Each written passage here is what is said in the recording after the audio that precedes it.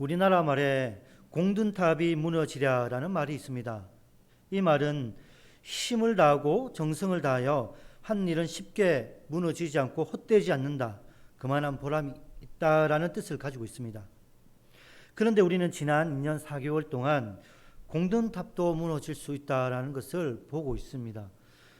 지난 한국교회가 열심히 선교하고 열심히 전도하고 교회를 바르게 성장시키기 위해 부단히 노력했습니다. 그러나 2년 4개월 기간 동안 우리가 눈으로 그러한 것들이 무너지는 것을 묵도해 보았습니다.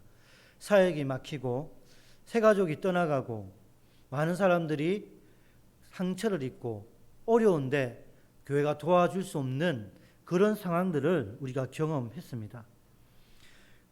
코로나 이전에는 정말 많은 교회들이 교회의 성장과 성도들의 신앙 성숙을 위해 부단히 노력했습니다. 많은 교회들이 이 일에 목숨을 걸었다 해도 과언이 아닙니다.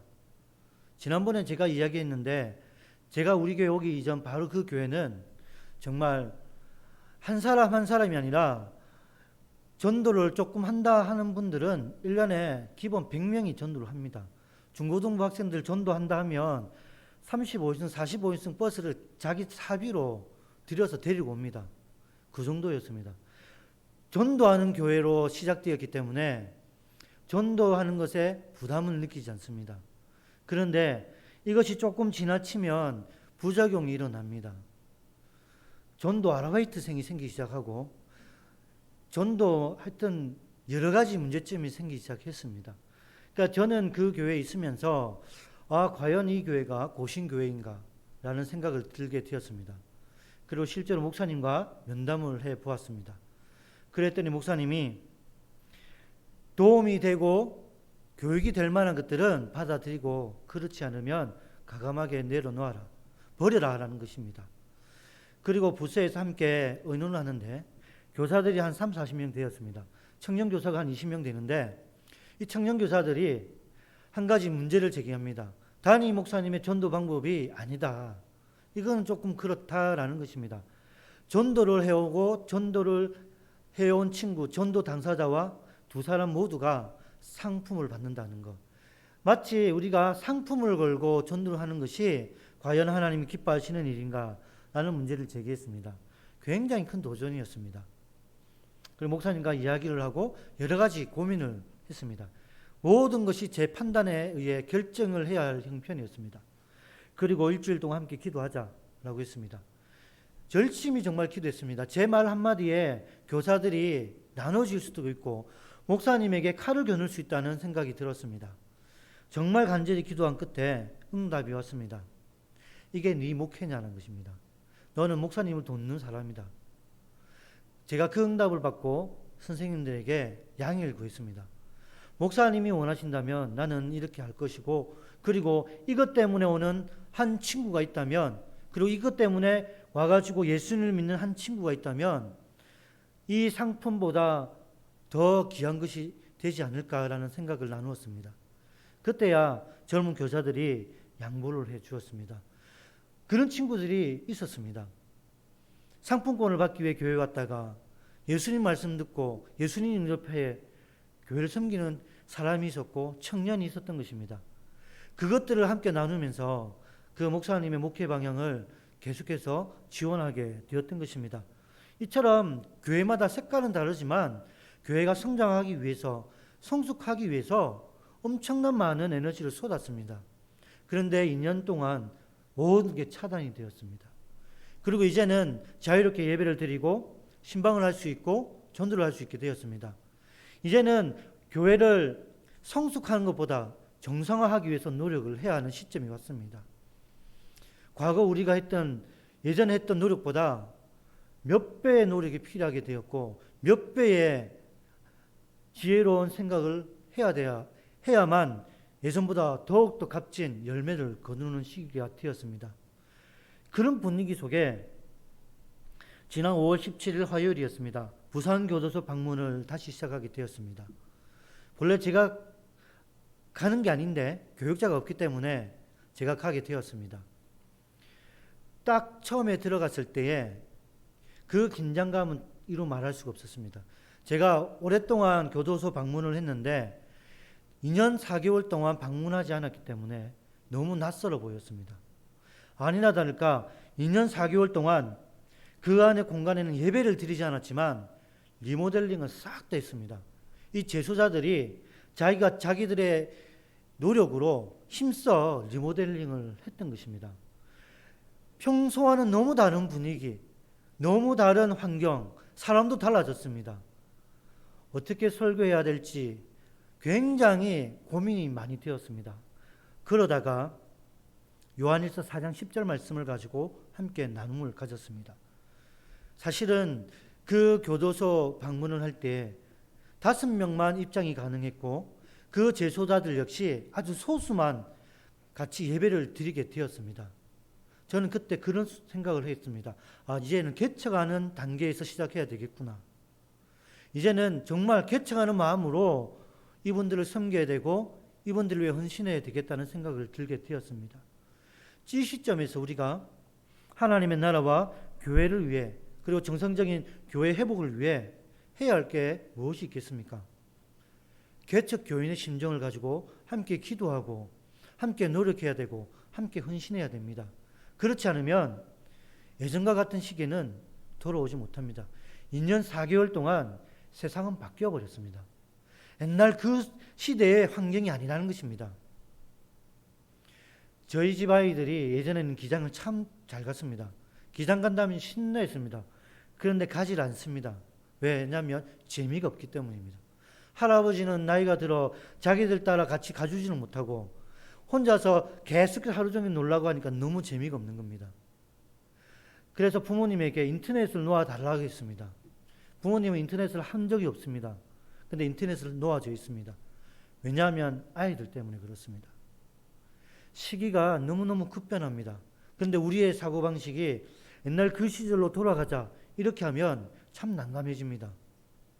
즉 예전보다 더욱더 많은 기도와 헌신과 노력이 있지 않으면 이제는 교회는 도태될 수밖에 없습니다.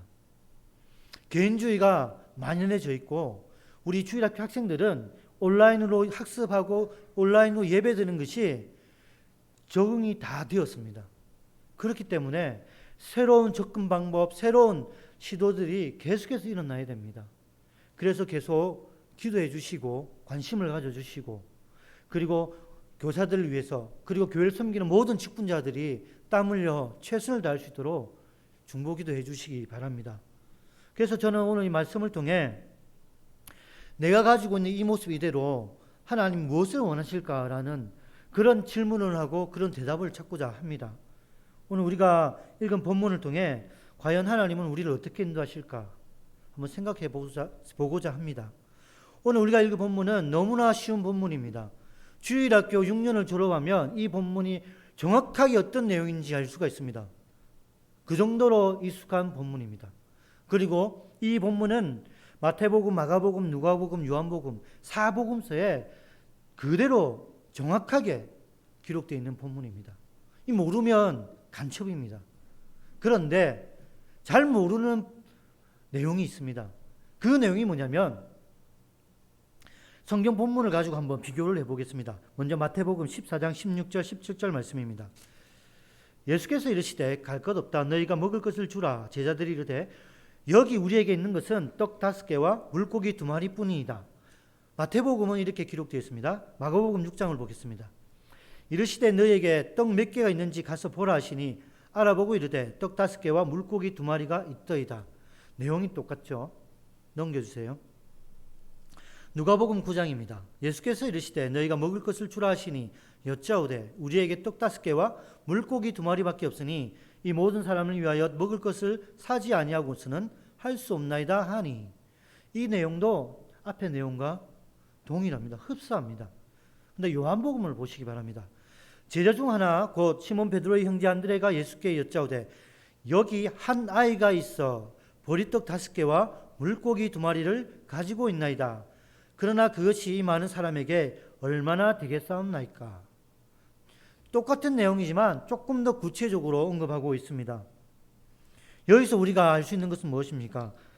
떡 5개는 보리떡을 의미하고 이 떡 5개와 물고기 2마리는 어디서 났는지 알 수 있습니다. 바로 한 아이입니다.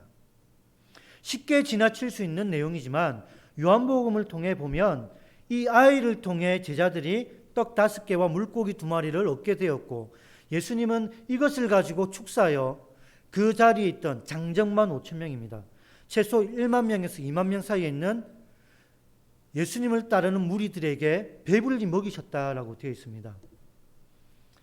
이 본문에는 예수님께서 축사하시고 굶주려 있는 하나님을 갈급해하는 무리들에게 배불리 먹이셨다, 이것이 초점처럼 보였습니다. 그런데 저는 여기에서 다른 관점으로 이 본문을 보고자 합니다. 그것은 뭐냐면 바로 한 아이입니다. 한 아이가 가지고 있었던 그 물고기와 그 떡을 가지고 예수님께서는 이 사람들에게 은혜를 베풀어 주셨습니다. 여기서 말하는 한 아이는 우리가 생각하는 조그마한 초등학교 1학년, 2학년의 아이가 아닙니다. 신약 성경에 딱 한 번 등장하는 원어를 보면 이 아이의 연령대는 10대 중반 아니면 후반, 20대 초반입니다. 원어상으로 보면 이 아이는 자기 스스로 판단하고 결정하고 행동할 수 있는 아이입니다. 그래서 7살, 8살 아이는 아니라는 것입니다. 적어도 10대 중반 이상이 되는 겁니다. 자기가 가지고 있었던 보리떡 5개와 물고기 2마리를 내어 놓을까 말까 생각하고 결정할 수 있는, 이성적 판단을 할 수 있는 나이입니다. 하나님은 이 나이 또래에 가지고 있는 보리떡 그리고 이 물고기를 통해 기적을 베풀어 주셨던 것입니다. 많은 사람들은 이 떡을 먹고 이 물고기를 먹으면서 이것이 어디에서 났는지 알지 못했을 것입니다. 그리고 궁금해하지도 않았을 것입니다. 주시니까 감사히 먹었을 겁니다. 그리고 많은 사람들에게 이 사건은 잊혀져 갔을 것입니다. 그런데 이 떡과 보리떡을, 이 보리떡과 이 물고기를 제공한 이 아이는 평생도록 잊지 못했을 것입니다. 자기가 내어놓았던 마치 도시락과 같은 이 음식을 통해 예수님께서 기적을 베풀어 주셨기 때문에 이 아이에게는 평생 잊지 못할 기적이었던 것입니다. 여러분 가정에 대통령이 방문해 보십시오. 어떻게 되겠습니까? 잊을 수 있겠습니까? 못 잊습니다. 제가 중학교 2학년 때 갔습니다. 남녀공학이었는데 국토순례라는 방학 때마다 1박 2일 여행을 가게 되었습니다. 충격적인 제가 사건을 경험하게 되었습니다. 남녀 합반이었지만 여학생하고 대화를 잘 못했습니다. 제가 수줍음이 많았기 때문에 진짜 대화를 못했습니다. 그러다가 이벤트를 하는데 남녀가 한 반에 모여서 게임을 하는 겁니다. 그리고 남자, 여자 이렇게 앉게 하는 겁니다. 그때 여학생 손을 처음으로 잡아봤습니다. 제가 충격을 받았습니다. 손을 씻지를 못했습니다. 그게 처음 제 모습이었습니다. 그런데 여러분 가정에 충격적인 대통령이 온다면 있을 수 있겠습니까? 그 대통령이 여러분에게 선물을 주고 가면 사용할 수 있겠습니까? 어떤 분은 청와대에 방문했을 때에 대통령이 준 시계라 해가지고 집에 보관하는 분이 계셨습니다. 너무 귀한 것으로 여긴 겁니다. 하물며 예수님이 자신이 내어놓는 이 보리떡 5개와 물고기 2마리로 기적을 베풀어 준 그 사건을 이 아이는 잊을 수 있겠냐는 것입니다. 이 아이는 충격이었습니다. 그런데 우리 하나님은 이 아이처럼 우리의 마음을 원하시고 우리의 땀을 원하시며 우리의 기도를 원하신다는 것입니다. 여러분이 흘렸던 땀과 열정을 통해 하나님은 일을 행하시는 분이십니다. 우리 개인적으로는 연약합니다. 능력도 없습니다. 너무너무 존재감도 없는 그런 한 사람에 불과합니다. 마치 이 한 아이처럼 말입니다. 우리가 아무리 노력해도 여러분의 성교회가 바뀔 수 있겠습니까? 우리 교회가 여러분 노력으로 바뀔 수 있겠냐는 것입니다. 우리가 아무리 노력해도 이 나라 민족 바뀌지 않습니다. 하나님이 우리의 기도를 들어주시고 우리를 통해 일하실 때에 여러분의 가정이 바뀌고 여러분의 성교회가 바뀌고 우리 교회가 바뀐다는 것입니다. 여러분, 그 많은 사람들 가운데에 예수님의 말씀을 정말 귀담아 듣고 긍정적으로 대답한 사람이 누가 있었습니까? 예수님의 제자들 역시 부정적이었습니다. 하지만 이 아이는 자기 것을 내어놓았습니다. 내 것을 내어놓았을 때 예수님은 내 것을 통해 일을 행하셨던 것입니다. 보리떡 5개와 물고기 2마리가 엄청난 기적을 베풀어 주신 것입니다. 모두가 지나칠 수 있었던 그 시간, 한 아이의 마음을 요동치게 했고 그 아이의 마음이 주께로 향했습니다. 이 시대를 살아가는 역시 우리가 이 시대에 가장 해야 할 일, 그것은 바로 우리의 마음이 주께로 향하고 우리의 마음을 온전히 하나님 앞에 드려야 되는 것입니다. 우리는 미래에 어떤 일이 날지 모릅니다. 어떻게 준비해야 할지도 모릅니다. 하지만 우리가 기도했을 때에 우리에게 지혜를 주시는 성령께서 우리를 도와주시고 그리고 우리가 어떻게 준비해야 할지 그 모든 것들을 알려주실 것입니다. 지금 우리가 할 수 있는 것, 우리의 마음을 드리고 기도하고 기다리는 겁니다. 제가 코로나19가 처음 터졌을 때에 우리 초등부 교사들에게 이런 말을 했습니다. 우리가 할 수 있는 것들은 정말 한정적인 것입니다. 지금 당장 온라인으로 방송할 수도 없고 아무것도 할 수도 없지만 준비해 달라고 했습니다. 코로나가 종식되었을 때에 개구리가 점프할 수 있는 것처럼 모든 것을 집중하고 그날을 기다리며 예배하자 했습니다. 종식이 되었을 때 그때야 부랴부랴 준비하는 것이 아니라 이때다 싶어 점프할 수 있는 그런 초등부를 만들자라고 했습니다. 분위기를 만들어야 되고 준비를 하고 그리고 마음을 열어놓고 달려가야 되는 것입니다. 지금 우리 교회가 할 수 있는 것 바로 이런 것입니다. 우리 장로님이 할 수 있는 것, 우리 목사님이 할 수 있는 것 지금 없습니다. 그러나 조금만 있으면 할 수 있습니다. 그때까지 우리가 하나님의 도움을 구하고 함께 기도하고 그리고 정상화를 할 수 있도록 최선을 다해 하나씩 진행해야 되는 것입니다. 힘들다고 어렵다고 내려놓으면 핑계를 하게 됩니다. 그러나 할 수 있다, 해야 된다 이런 마음을 가지고 각오를 가지고 마음을 단단히 먹으면 해결할 수 있는 방법을 찾게 됩니다. 저와 여러분이 핑계를 찾는 사람이 아니라 방법을 찾는 사람이 되었으면 좋겠습니다. 그 방법 때문에 기도하고 그 방법 때문에 노력하고 그 방법 때문에 가슴을 칠 수 있는 그런 성도들이 되었으면 좋겠습니다. 제가 알고 있는 한 집사님이 계십니다. 이 집사님은 찬양대로 섬기는데 너무너무 찬양을 잘 하는 것처럼 보였습니다. 왜냐하면 그분이 솔로로 찬양하는 모습을 한 번도 들어보지 못했습니다. 그런데 맨 뒤에서 찬양하는 그 모습 자체가 온 성도들에게 도전이 되었습니다. 밝고 신나는 찬양이 있으면 정말 온몸으로 찬양합니다. 얼굴은 막 조폭같이 생겼는데 덩치도 크지만 온몸으로 찬양을 하는 겁니다. 그러니까 성도들이 입을 모아서 너무너무 도전이 된다고 합니다. 제가 이분에 대해서 조금 알아봤는데 충격적이었습니다. 이분은 악보를 볼 줄 모릅니다. 여러분, 악보를 볼 줄 모르는 분이 찬양대회 한다는 게 있을 수 있겠습니까? 있을 수 없습니다. 근데 이분은 악보를 볼 줄 모르기 때문에 지휘자에게 부탁을 했습니다. 자기가 맡은 그 파트를 할 수 있도록 녹음을 부탁을 한 겁니다. 그리고 일주일 내내 다른 찬양 듣지 않습니다. 이 찬양만 듣습니다. 시간만 나면 이 찬양을 듣고 통째로 외웠다 했습니다. 악보를 볼 줄 모르니까 통째로 외우는 겁니다.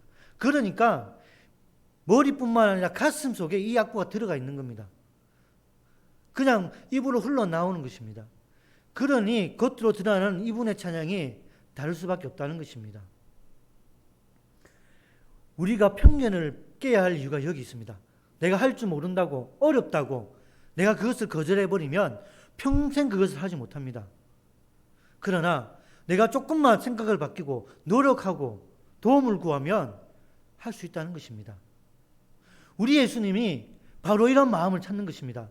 내게 없는 것을 찾는 것이 아니라 예수님께서 주실 것을 우리는 기대하며 찾아야 되는 것입니다. 지금 우리 손에 있는 것은 아무것도 없습니다. 그러나 내 손에 있는 것을 보고 헌신하는 것이 아니라 예수님 손에 있는 걸 보고 헌신하시기 바랍니다. 예수님 손에 있는 것을 보고 물질을 구하고 은혜를 구하고 능력을 구하시기 바랍니다. 내 손에 있는 것을 하면 아무것도 할 수 없습니다. 그러나 하나님 손에 있는 것을 보고 구하고 달려가면 하나님께서 채워주신다는 것입니다. 저는 여러분 잘 아시겠지만 박자가 참 부족합니다. 여러분 제가 노력을 안 한 건 아닙니다. 피아노를 다녔고요. 개인적으로 노력을 너무너무 많이 했습니다. 기도도 많이 했습니다. 개인적으로 레슨도 받아봤습니다. 근데 레슨 하시는 분들 다 포기해버렸습니다. 여러분 저는 그때 알았습니다. 사도 바울이 자신의 질병을 가지고 정말 간절히 구했을 때 내 은혜가 내게 족하다. 저는 그때 경험했습니다. 하나님이 들어주지 않는, 내 뜻대로 들어주지 않는 기도응답도 있을 수 있구나. 그래서 저는 다른 방법을 찾았습니다. 내가 못하니까 주위에 있는 분들이 잘할 수 있도록 해야겠다. 그래서 중고등부 사회 갈 때 중고등부 친구들한테 미안했지만 악보를 외우겠습니다. 내 얼굴, 내 입술을 보고 너희들이 반주해야 된다. 그래야지 이게 뭔가 될 수 있다. 제가 그렇게 요구를 했습니다. 실제로 중고등부 수련회 갈 때 악보 30개를 외우게 했습니다. 그러면 아이들이 포기할까요? 하지 않습니다. 3월 달부터 여름 수련회를 준비합니다. 틈만 나면 악보를 외워야 되기 때문에. 그리고 악보를 가지고 가지 않습니다. 그냥 가이드북 그 안에 악보를 몇 개 넣고 나머지는 너희 머릿속에 다 집어넣어라. 제가 그렇게 했습니다. 그리고 연습할 때 매주 내려갑니다. 지켜봅니다. 그런데 그런 작은 것 하나하나의 연습이 수련회 당일 엄청난 파격난 효과가 있습니다. 불이 꺼지고 기도할 때 불을 꺼지고 반주를 하고 불을 꺼지고 찬양을 합니다. 그리고 제 입술을 보며 찬양을 할 수 있는 그렇게 되는 것들을 보면서 충격을 받았습니다. 와, 이렇게 될 수도 있구나. 제가 못하니까 주위에 있는 분들이 도와줍니다. 제가 이전에 교회에서 저번에 이야기했잖아요. 찬양인도 못하니까 엄청난 혼이 났습니다. 네가 성령 충만하지 못하니까 예배를 망치고 있다. 성도들 앞에서 그런 말씀을 하십니다. 300~400명 수요 예배 때 300~400명이 앉아 있는데 그렇게 야단을 칩니다. 와, 내가 정말 성령 충만하지 못한가. 그래서 강구를 합니다. 제가 찬양 인도하는 날은 중고등부 찬양 인도하는 모든 선생님들 다 불러 모읍니다. 직장을 조퇴를 하든지 안 오면 내볼 생각하지 마라. 찬양 인도하는 선생님들 여러 명 있었습니다. 굉장히 찬양 인도 잘하셨습니다. 이분들 다 세웠습니다. 그리고 싱어 한 30명을 세웁니다. 나는 목소리를 작게 할 테니까 당신들이 크게 해라. 그리고 반주자도 학생들을 하지 않고 선생님들 다 시켰습니다. 목사님이 그걸 보고 깜짝 놀랐습니다. 저는 그때 알았습니다.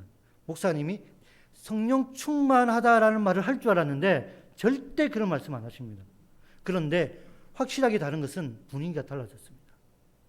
내가 못했을 때에, 내가 해야 될 때에 하나님 지혜를 달라고 기도하면 내가 못했을 때 나를 것을 채워줄 수 있는 동료들이 있고 지체들이 옆에 있다는 것입니다. 포기하면 도전도 하지 못합니다. 더 이상 실패도 없습니다. 하지만 하고자 했을 때는 그 방법들이 열려 있다는 것입니다. 오병이어 기사가 그런 것들을 확실하게 보여주고 있는 것입니다. 여기에는 믿음이라는 단어는 나오지 않습니다. 그러나 적어도 어린아이처럼 보이는 이 작은 아이의 도시락 같은 그것을 통해 기적을 베풀어 주신 그 예수님을 우리는 만날 수가 있습니다. 이 시간에도 우리는 작은 것을 가지고 있지만 여러분의 것을 내어놓았을 때에 예수님은, 우리 하나님은 여러분의 것을 통하여 이 시간에 은혜를 베풀어 주십니다. 나는 아무것도 못해요 하고 방관해버리면 아무도 할 수 없습니다. 하지만 부족하지만 하나님 내 것을 통해 사용해 주십시오 라고 말을 하면 하나님은 도와주시고 사람을 붙여주십니다. 제가 하나님의 부르심을 받았을 때에 정말로 심각하게 기도한 기도 제목이 있습니다. 하나님, 저 훔친데 어떻게 할까요? 고민이 되었습니다. 여러분, 모세의 심정을 제가 이해를 했습니다. 떨기나무 앞에 부르심을 받았던 이 모세가 애굽에 가서 지도자가 되어라 했을 때 모세가 거부했던 그 사건, 제가 그것을 경험했습니다.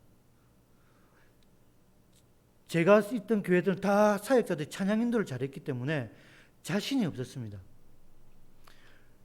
하나님, 저는 안 돼요. 안 돼요. 하나님, 우리 집은 정말 음악은 절대 안 돼요. 그런 생각을 했습니다. 근데 이거는 저희 집뿐만 아니라 저희 외삼촌도 그랬습니다. 신대원 원장이지만 예배를 인도할 때, 그리고 학교에서 경건에 인도할 때 표시가 납니다. 음이 틀려요. 아, 이건 집안의 문제였구나. 그런데 하나님이 세워주시는 걸 보았습니다. 여러분, 못하는 게 중요한 게 아니라 안 하는 게 중요한 게 됐습니다. 하나님은 하나님 앞에 나오는 사람들, 하나님 앞에 순종하기 원하는 사람들, 기도하는 사람들을 찾기를 원하십니다.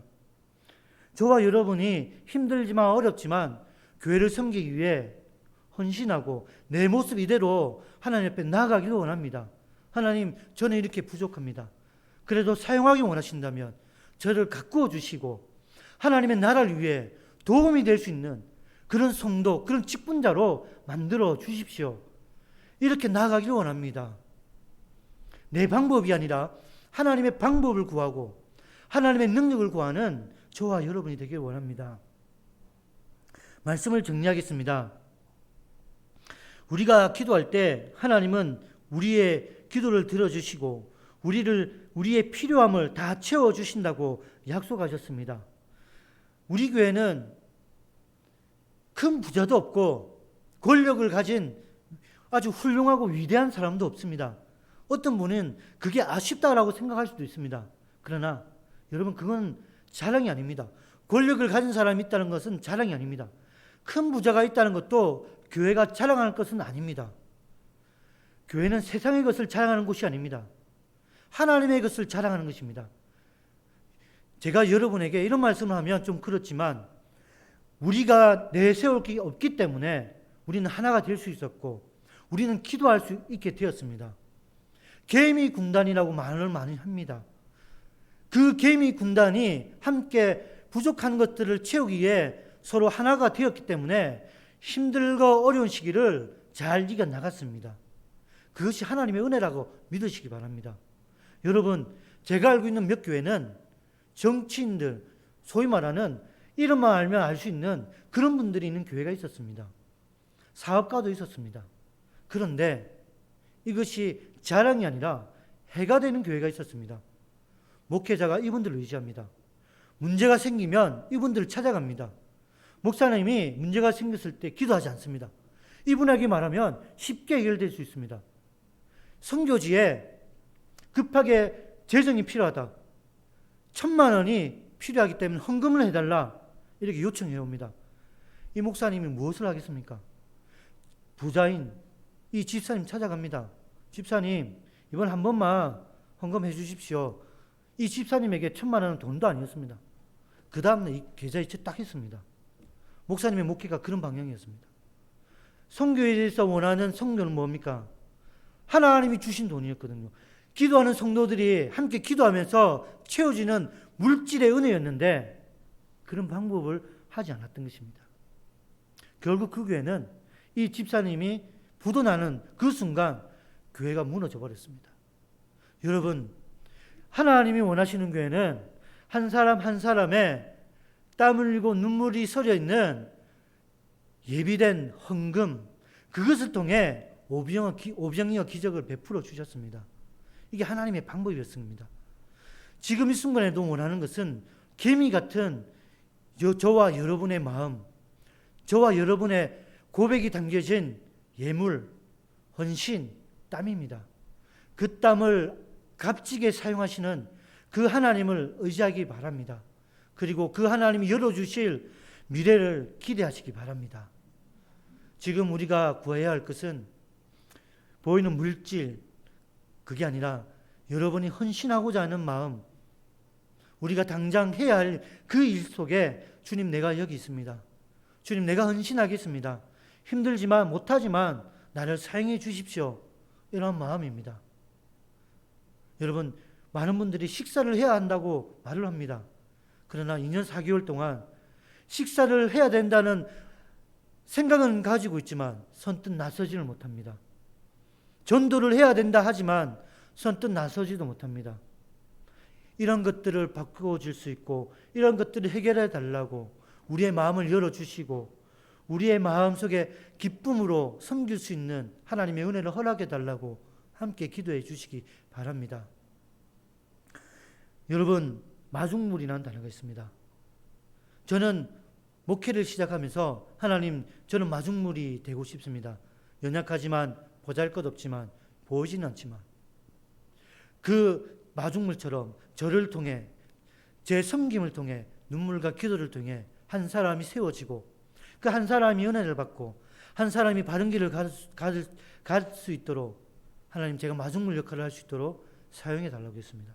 위대한 목회자, 큰 목회자, 그게 아니라 한 사람이라도 영향을 미칠 수 있는 마중물. 여러분도 그런 마중물 같은 성도들이 되길 바랍니다. 여러분 한 사람을 통해 한 사람이 세워지고 여러분의 헌신을 통해 교회가 웃음이 있고 기쁨이 있고 그리고 베품과 배려를 받을 수 있는 그런 교회가 될 수 있도록 함께 기도해 주시기 바랍니다.